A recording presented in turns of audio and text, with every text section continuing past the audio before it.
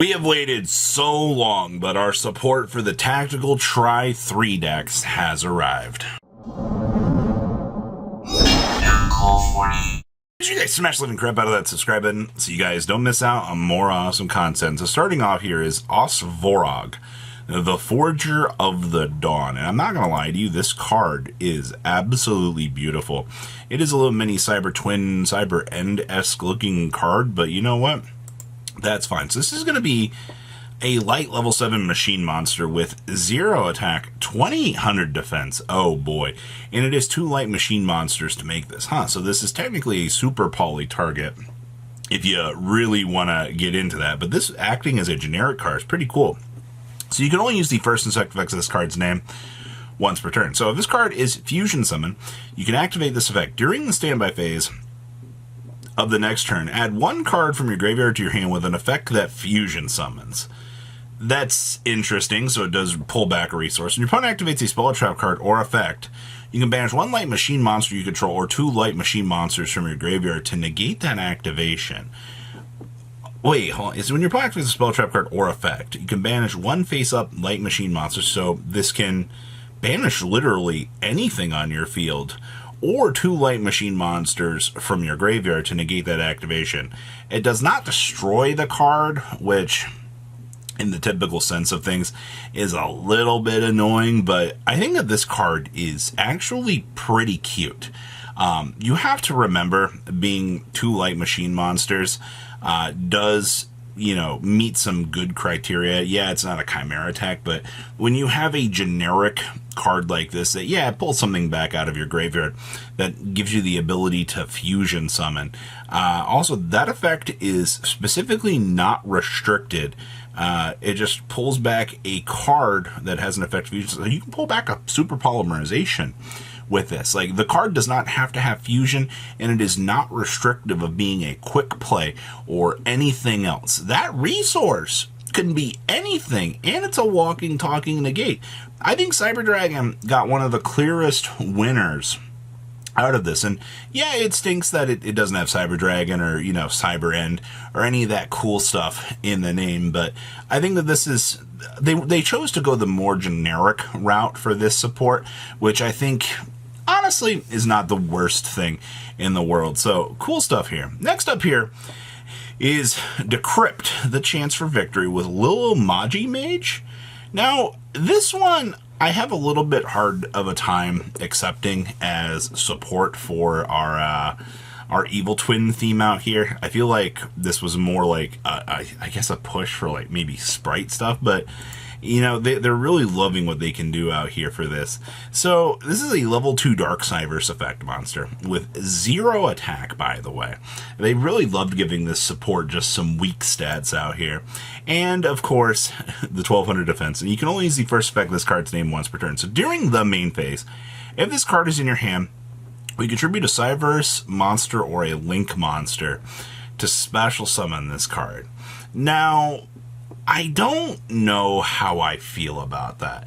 I personally cannot see a reason that I would want to tribute one of my Evil Twin monsters. Or, actually, you can't even tribute, you have to tribute a Cyverse monster or a Link monster. Okay, yeah, I guess you could tribute one of the Link 2s to extend this on out from the hand as an extra piece, which I guess does put the free name back in the graveyard. Because you gotta remember, I mean, they typically will chain each other back and forth, reviving each other, so this would be a free extender, but I can't see a reason why I would want to do that. And this gains attack equal to the total Link ratings of all Link monsters in your graveyard. So technically, a Link 4 and 2 Link 2s is going to be 8 times 4. You're going to have a pretty decent attack point monster here. But once again, I mean, I cannot think of any reason that I would want to do this. The name is a play on Magi Magi, slang for seriously, with Merge and Mage. So, yeah. Maybe I'm missing something. Hey, comment section, tell me if I'm missing something that makes this card so good other than being a huge attacker. The Flying Dutchman. This is by far the coolest card that they could have tossed into the zombie support line out here, because I did not expect, of all things, that they would pull a SpongeBob reference out here and give us the frickin' Flying Dutchman of all things. You'll never see the shores of the Golden Land. Yeah, you're right. It's called the Flying Mary. Alright, this is frickin' hilarious. So it's going to be left and right arrows with 2 zombie monsters to make this. So if you think you're getting away with making this generically, not going to happen. You can only use the first and second effects of this card's name once per turn. So, we can target a level 5 or higher zombie monster in your graveyard or banishment. Place this face-up card in your spell and trap card zone as a continuous spell, and if you do, special summon that monster. Okay.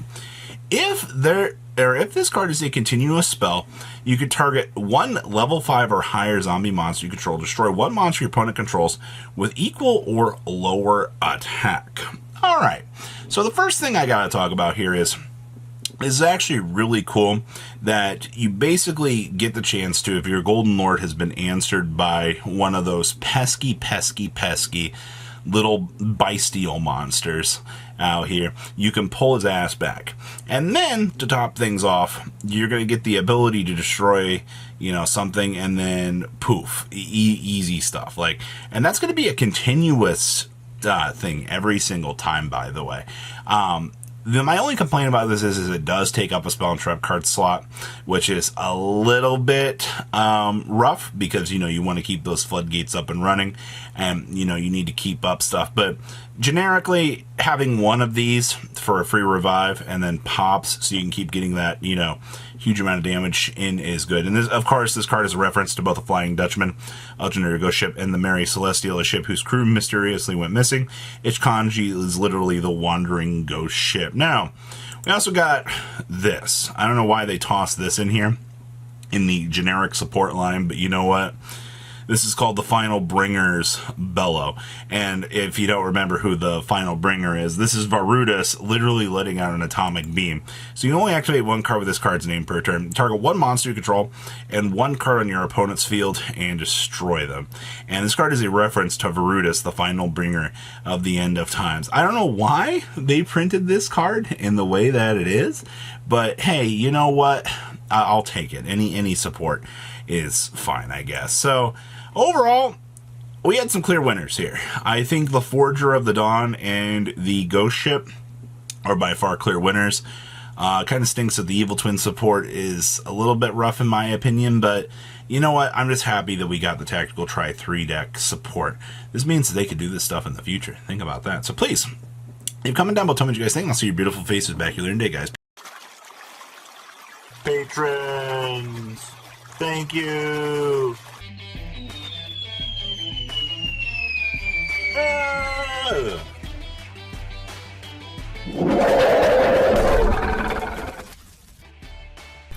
Thank you so much for watching. Check out these other videos.